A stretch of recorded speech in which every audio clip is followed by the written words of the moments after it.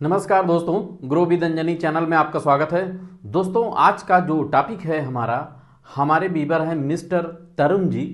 तरुण जी का कमेंट था कि सर 6000 की एसआईपी को हम 4 फंडों में कैसे करें। यानी कि 6000 की जो एसआईपी है, आप चलाना चाहते हैं 6000 की एसआईपी और 4 फंड सेलेक्ट करना चाहते हैं। 4 फंड में ही आप अपना एसआईपी 6000 का चलाना चाहते हैं, तो कौन कौन से फंड लें या कैसे करें। तो ये कमेंट था, क्वेश्चन था हमारे बीबर मिस्टर तरुण जी का। तो दोस्तों, आज हम लोग इसी टॉपिक पे चर्चा करेंगे और आज हम लोग जानेंगे कि अगर हमें भी 6000 की एसआईपी अगर चलाना है तो हमको 4 ही फंड सिलेक्ट करने हैं। वो हम 4 फंड कौन कौन से ले सकते हैं या हम किस तरीके से 6000 की एसआईपी को हम डाइवर्सिफाइड करके हम चलें। तो दोस्तों, यहाँ जैसा कि हमारे बीबर का कमेंट था, तो इन्होंने टाइम नहीं बताया है कि हम अपनी एसआईपी को कितना समय दे सकते हैं। यानी कि म्यूचुअल फंड में दोस्तों समय का बड़ा महत्व है और समय जितना आप ज़्यादा देंगे उतना ही पैसा आपका कंपाउंड होता चला जाएगा। तो यहाँ जितना आप समय देंगे उसी हिसाब से आप फंड का सिलेक्शन भी कर सकते हैं। दोस्तों, ये जो मेरा वीडियो है ये आपके ओनली एजुकेशनल पर्पज से है, आपको अच्छी जानकारी मिलती रहे, यही हमारा उद्देश्य है।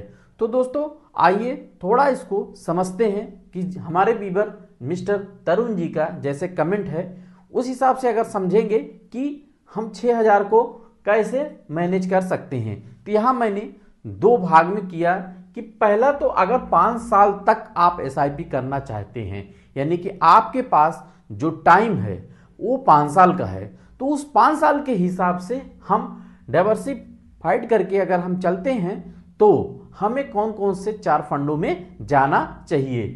तो यहाँ दोस्तों, आप इस तरीके से एक अपना पोर्टफोलियो डाइवर्सिफिकेशन कर सकते हैं। यहाँ पहला जो फंड है आप लार्ज एंड मिड कैप ले सकते हैं 2000 का, और फ्लेक्सी कैप या मल्टी कैप, क्योंकि फ्लेक्सी कैप और मल्टी कैप लगभग सेम ही है।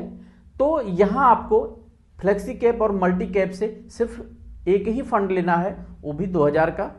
और यहाँ तीसरा आप मिड कैप ले सकते हैं 1000 का, क्योंकि मिड कैप और स्मॉल कैप में दोस्तों रिस्क ज़्यादा होता है और आपके पास टाइम सिर्फ 5 साल है। तो 5 साल के समय में आपको बहुत ज़्यादा रिस्क लेके नहीं चलना है। तो यहाँ हम मिड कैप को ले लेते हैं तीसरा फंड, और चौथा अगर आप स्मॉल कैप एक फंड लेके चलते हैं 1000 का, तो यहाँ आपके 6000 के पोर्टफोलियो तैयार हो गया।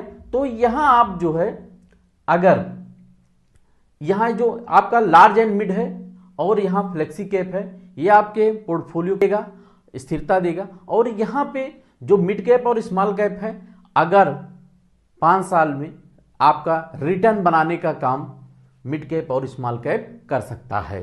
तो दोस्तों, इस तरीके से आप अपना डाइवर्सिफिकेशन कर सकते हैं। और दोस्तों, दूसरा जो पार्ट है हमारा वो है 5 साल के ऊपर। अगर आप 5 साल से ऊपर का अपना एसआईपी रखना चाहती हैं तो आप इस तरीके से मैनेज कर सकते हैं। जैसे कि 5 साल से ऊपर का अगर टाइम है आपके पास एसआईपी का, तो आप यहाँ 4 ही फंड आपको लेने हैं। अब वो 4 फंड कौन कौन लेंगे? फ्लेक्सी कैप फंड 1000 कर सकते हैं, मिड कैप 2000 कर सकते हैं, और स्मॉल कैप आप यहाँ पे 2 फंड ले सकते हैं, तीसरा स्मॉल कैप और चौथा स्मॉल कैप। तो यहाँ 2 फंड लेंगे तो यहाँ आप 1500 रुपया, यानी कि आप अपने पूरे 6000 रुपये को आप बांट देंगे। जब बांट देंगे तो यहाँ पे देखें जो आपका स्मॉल कैप है वो 3000 हो जाएगा, और मिड कैप 2000 और फ्लेक्सी कैप 1000। यहाँ दोस्तों आपने रिस्क अपना बढ़ा लिया है।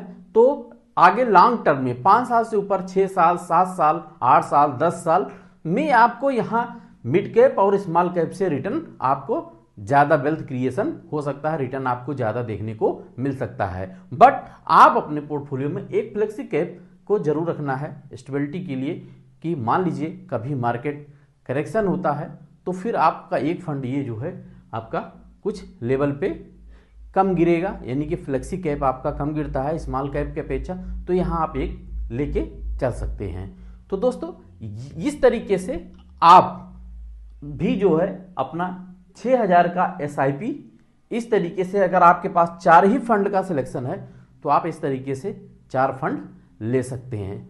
तो दोस्तों आपको अगर ये जानकारी अच्छी लगी हो तो एक लाइक करिएगा, शेयर करिएगा और हमारे चैनल को सब्सक्राइब कर हमें सपोर्ट करिएगा।